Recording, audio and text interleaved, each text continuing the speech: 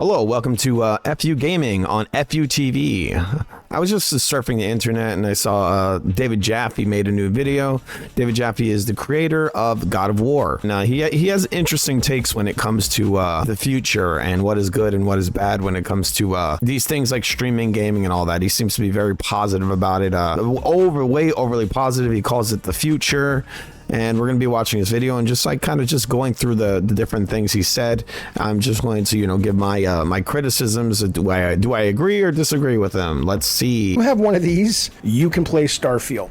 If you have an iPad, which I think is charging up over there, you can play Starfield. You can play anything on Game Pass. It'll literally cost you 15, 16, whatever it is, bucks. Pay for a month, play Starfield. If you love it, you'll probably get it for more than a month. And if you don't, there's a lot of other games coming out in September that you can play. Now, well, my internet's not, fine. Listen, here's the deal. That certainly is a problem for some people. So your mileage will vary. Test it out. Microsoft says that you need, in fact, while I'm talking about these specs, I'm going to show you. I was playing xCloud on my iPad today because I don't really like to play on the. He seems to have put a lot of work into this, right? He's like editing the fuck out of it. He thought this was like a message that the world needs to know. I just kind of find that weird that he went through all the trouble of saying this, and he's just trying to like share the praises of digital, gaming, streaming, gaming services, and he needed to make a whole video on it, which is I just think is weird. I mean, and this isn't the first time he's pushed this whole digital thing multiple times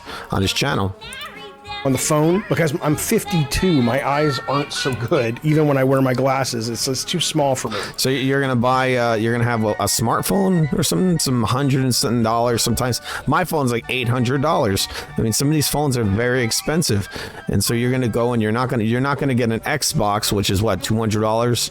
You can find one at the most $500 for the Series X, and you're gonna get a copy of Starfield for what, $60 probably. So that's better. It's better to what? Get paid this internet plan continuously forever in order to play this title because you're streaming it. And the price of the service, the streaming service that you're using. So what do you think is going to be more expensive in the long run? Only once. It was too complicated. I know a lot of people have that fantasy, like more than, like a threesome thing. It's exhausting. It's like, at least maybe it's my ADD, but you can't concentrate because you're playing Sea of Stars. That was called a great game so far. I understand it's a joke. It's cute. It's a joke, yeah, but it is kind of degenerate. I mean, he's talking about Starfield, the video game. You can't go into rants about threesomes, a little rant there. I know he cut it short, but still, come on, man. Great experience on the iPad. So this is me putting the footage up. I'm holding the iPad. I didn't want to hold it while I'm talking and stuff. Ran great. It's never going to run as perfect as local, but do you need it to for a game like Starfield, Sea of Stars? Hell, here's Doom Eternal. So Microsoft says you need 20 megabytes per second or higher download. Okay. I mean, that's most people have more than that. The average internet speed is, I was looking it up, depending on what site you go to, the average internet. I mean, this looks very, very laggy, extremely laggy. I don't think these services will ever be as fast as a local connection, on your local hardware. It's not going to happen. And I understand the argument that Jaffe makes about how this makes it more accessible to a lot of people. But there's a trade-off for that. There's a price to pay for that accessibility, right? If it was me, I'd just go buy the system and buy the game. The best option for any game is to own it locally and to have the hardware that it was created for. Yeah. Speed is between like 90 megabytes per second and 130 is the average, what most people in America have. And obviously server farm location is pretty crucial, but they're getting better. They've got a lot of these fucking server farms. Maybe if you're in this part of the country, you're a little bit less prepped, but pretty much anywhere else, you're gonna, I'm assuming, be close enough to have a decent experience. I'm not saying you want to play a multiplayer online shooter, but it's not bad, if you're in most parts of the country. And if you have really good internet, or my internet's like professional,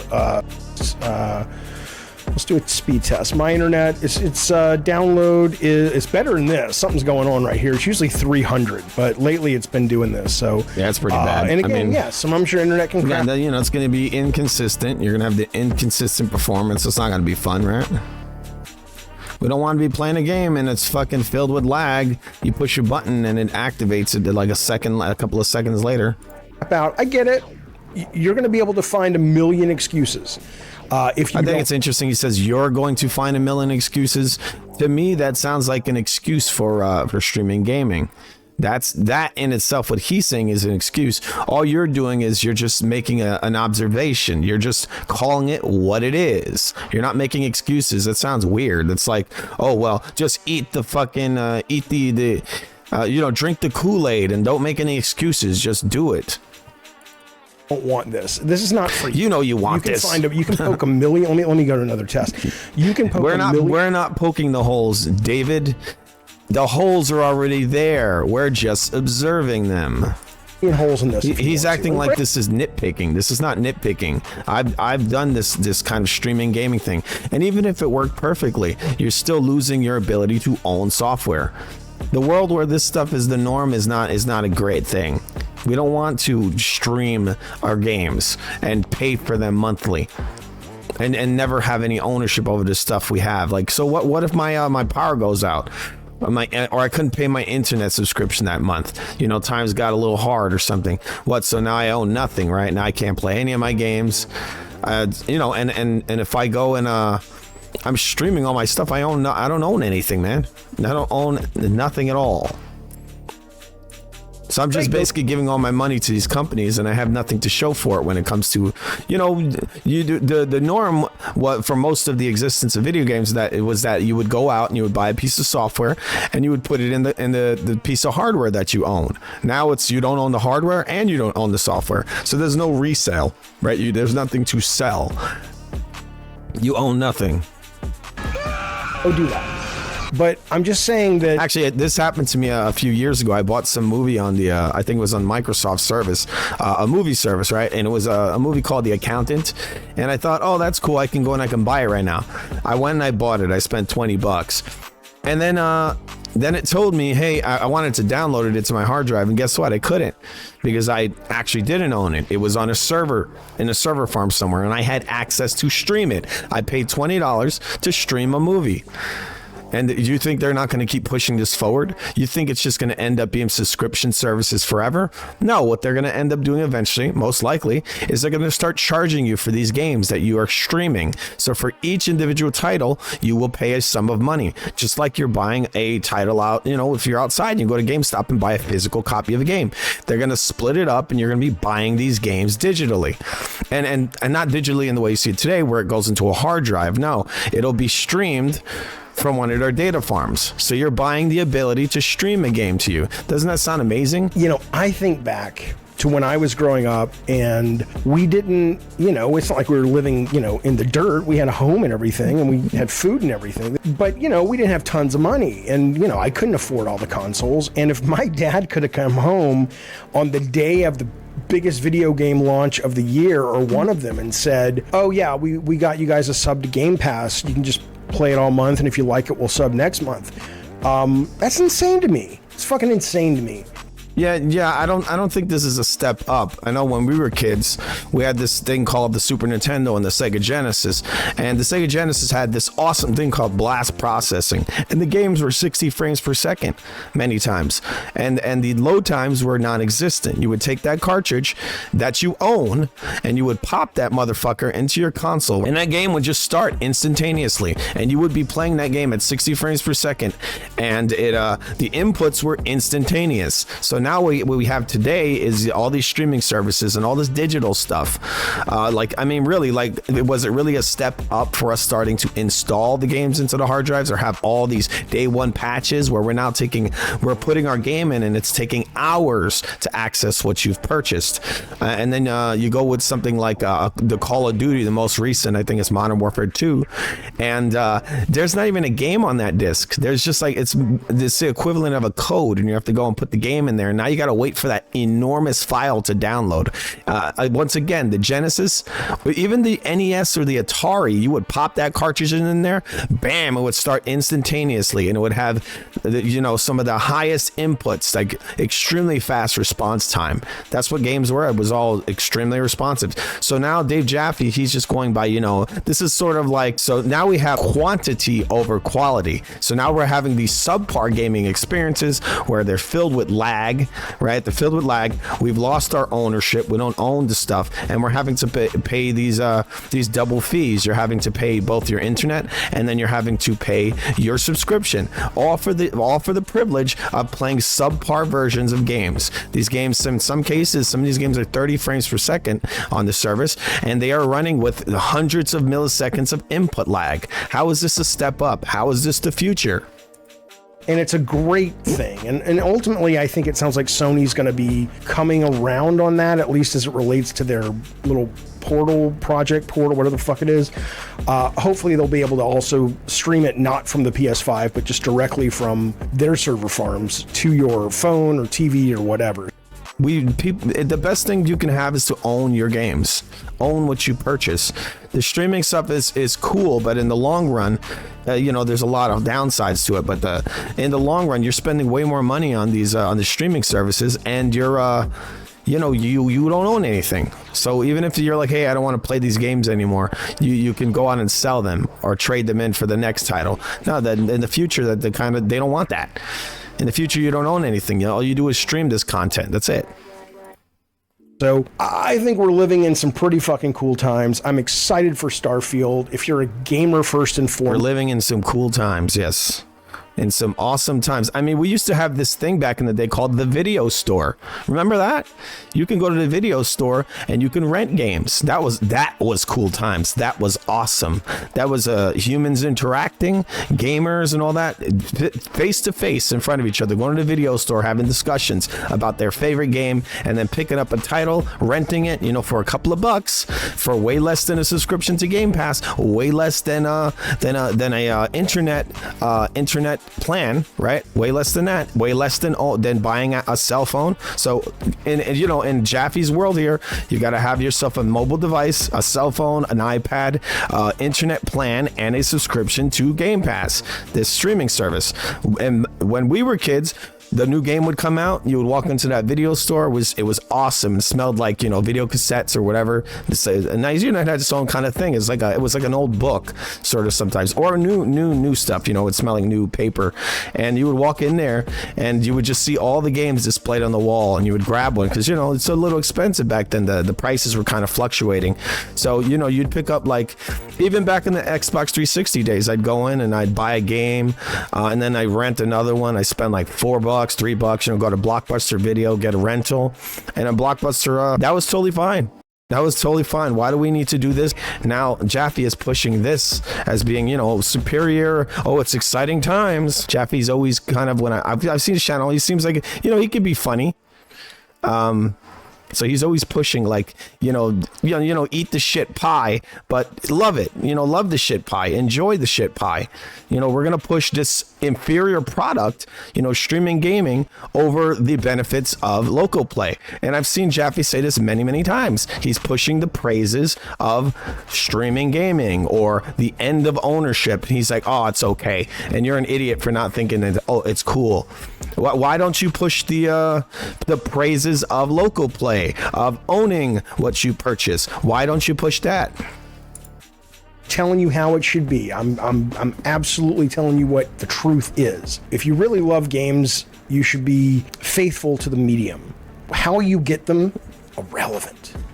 It's irrelevant. You should be willing to play. It's very relevant, because what about if you just buy all these games as a kid? You're a kid, you're growing up, you get all these games, then you have kids, and like, hey, here you go, here, give my son, here, enjoy these awesome experiences that I had. No, you got to keep paying and paying and paying and paying for that one experience. Like, imagine if they release right now, if they release Super Mario on the, imagine if the Nintendo was created today using whatever technology they have, and there's no more ownership, right? Everything's streaming. Your kid would have to pay right now continuously. You know, it's all internet, so you're paying for a service to play Mario, and your kid wants to keep playing, so they got to keep paying and paying and paying. They'd have 20 years of experiences with this title that they've been paying for 20 years. Right? What about with us? We bought that cartridge when we were kids. We had it. We played the hell out of it. We enjoyed it. And then we passed it on to the next person. But this is what these companies don't want. And there is a downside to this. People, Jaffe will say, oh, well, you know, whatever. You don't need to play the game forever. Why do you need to own the game? It's like, I don't understand his thinking. And because he's into this idea of sacrificing and taking these sacrifices. An engine that lets you, or a rendering engine that lets you, I don't fucking know. Let's play a video game on a monitor shit that you stick some wires into and somehow be faithful to the medium. I think right now he's going to make a silly argument against ownership and against physical hardware, I think. You get them irrelevant. How you get them is irrelevant. No, I mean, I'd get them from my brothers, you know, my older brother, or from my father. That's irrelevant? No, that's. Oh, I remember my dad gave me a copy of he had a copy of Street Fighter 2 for the SNES. Oh, that was such a memory. David Jaffe. Relevant. You should be willing. That's irrelevant. Play on a piece of dog shit. Literal. Somebody could create a piece of dog shit that you stick. So you know what? And he says a piece of dog shit that you stick wires into. Well, I think the piece of dog shit is the modem that you stick the wires into to play these shitty versions, these inferior versions of these games. Some wires into, and somehow the fecal paste is able to create an engine that lets you, or a rendering engine that lets you, I don't fucking know. Let's play a video game on a monitor piece. You know what I'm saying? That piece of shit lets me play these games locally. If I can slam my cartridges into that piece of shit with wires in it, I'd rather play it on that piece of shit with wires in it than this garbage service, all right? If the game is good, the game is good. It doesn't matter where you're playing it. Okay, that's the game is not as good on these streaming services. It's not as good. It's not. It's not. Let's get real here. It's got all kinds of input lag. Many times when your connection is dropping, it's going to have all kinds of like pixelation, and the way the game looks is going to be inferior. The way the game plays is going to be inferior. I'm saying, and I love that we're starting to see the beginnings of that. I first experienced it with Cyberpunk with Stadia, which was a great experience day one, the least buggy version of Cyberpunk. I love that we're now experiencing the loss of ownership. This is such an exciting time. No ownership. Isn't that so cool? And I'm going to play it on Xbox locally because that is the best way to play. Exactly, Dave. Exactly. I agree with you here. I agree. Yes, now you get it. Of course, you're going to get no interruptions. You're going to get no little latency here and there, but most people don't care about that. Yeah, and most people see this again. I don't agree with you. Most people don't care about. No, most people do care about that. You want to know why? Because most of the people that will be playing these games are people that have existed for more than 10 minutes, more than 5 years. They didn't grow up with a cell phone up their ass. They didn't play games through a streaming service. Most of these people played games locally, so they are used to instant inputs. Right? You press a button and it happens. Now maybe in the future that Dave wants, where everyone's playing these games over the internet and they're all streamed to you, where you're used to having 100 milliseconds, 200 milliseconds, 300 milliseconds of input lag. For them, they wouldn't care. But we don't want to lower the bar to the point that becomes the norm, because imagine that future 10, 15 years from now, 20 years, you know, fall off, right? You're not playing games, you're dealing with your family and all that. Then you come back and you're like, you know what? I really love games. I'm going to go back and I'm going to play whatever game, right? And you go on there and it's all streaming and the shit's filled with lag. But you care, but no one else cares because they're used to an inferior version of everything. They're used to an inferior version of gaming. If it's between that and buying a system and buying the game, we're going, $15, I'm good. Most people are down for that. So I think it's... Dave's all about... Oh, man. He's pushing all kinds of silly things all the time when it comes to this streaming stuff. It really is just quantity over quality, because I rather just own one game and have it play perfectly than have access to 100 and they all play like trash. It's great. It's brand new world, brand new future. Obviously, it's a brand new world, a brand new future. That's not a good one, is it? People always pushing things that are new. New doesn't always mean better. You know, new doesn't always mean better. Like I said earlier, back in the day, I would go and take a cartridge in my Super Nintendo, or even on the Xbox 360, you would put the disc in the drive, and what would happen? The game would start instantly because that was the standard. And then they put out the PS4 and the Xbox One, and we started getting into like PC territory where now we're having to install games. And guess what? You could install your games on the Xbox 360. They gave you that option, but you can also play them instantaneously the moment you put them into the system. This was the standard. This was what we expected. Now it's like they're bringing us levels down, right? We're not, it's not getting better, it's getting worse. We're getting day one patches. We're getting games that are literally not even on the disc. You got to put the game in and then have an internet plan in order to install this multiple 100 GB game that's going to take hours to install. So they really are incentivizing the downloading the stuff through the cloud because you don't I mean, you're like, well, I'm going to buy the disc, right? And you might as well not even own the disc because there's nothing on the disc. So if you don't have the internet, that you just have like a paperweight, basically. I mean, this is not okay. And I think it's interesting that Dave doesn't really expose any of this. He's just he's just praising digital gaming and downloading games. Not even downloading, streaming games. I hope you're well. I'm excited for the game. I hope you are too. See you guys. Of course, you're going to get no interruptions. You're going to get no... I mean, what, did Dave get like some paydays for like advertising did this? I mean, yes, I said earlier, like I see some of the benefits of it, you know? Maybe, I don't know, maybe the store to buy the game is like miles and miles away from your house. Maybe it's easier for you to do this, but I mean, I'd rather you download the game to your hard drive than stream it this way. And yeah, the argument is, I guess, maybe that this is more accessible now because you can do it on multiple devices. But I mean, really, is this the way to push it, to tell people to not buy physical hardware, to tell these companies that they can make more money through you streaming it? I mean, is this going to really push them towards a future where you can buy a physical copy, or are they just going to, you know, because they don't have to give any of the money to GameStop or any of these the small mom and pop shops. They don't have to give them any of the money because they just release it straight through their services. And I don't think that's a great future for a small business, and I don't think it's a great future for the consumer. You know, I don't think it's a great future to you having no ownership, or you getting subpar versions of these games. I don't think that's the most amazing. There's a trade-off there, you know. There's a trade-off. It's a bad one. Little latency here and there, but most people don't care about that. Okay, he's just making this stuff up. He doesn't know what most people think. He's kind of being a shill for this streaming crap. And I'm not a huge fan here. But hey, guys. You've been watching FU Gaming on FU TV. Subscribe. And remember, Joe Pesci loves you.